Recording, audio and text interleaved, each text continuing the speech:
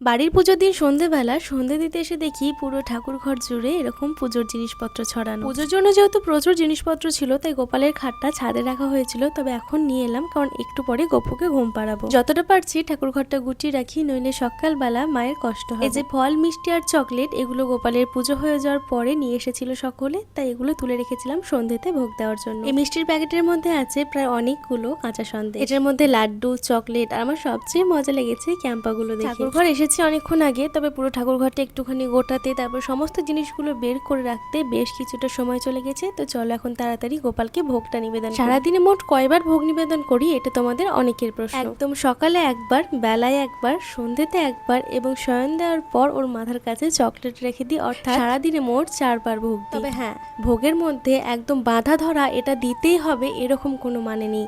গোপালের যেই দিন যেইটা ইচ্ছা সে সেটা নিজেই জোগাড় করে। এখন যেহেতু কার্তিক মাস চলছে তাই সন্ধ্যেতে একটা দীপদান করলাম। এবার গোপু সোনার ঘুমানোর পালা। পুজোর জন্য অনেক ভোরবেলা উঠেছে তাই সারাটা দিন ভীষণ ধকল গেছে। এই সাজে গোপুকে দেখতে কেমন লাগছে বলো তো?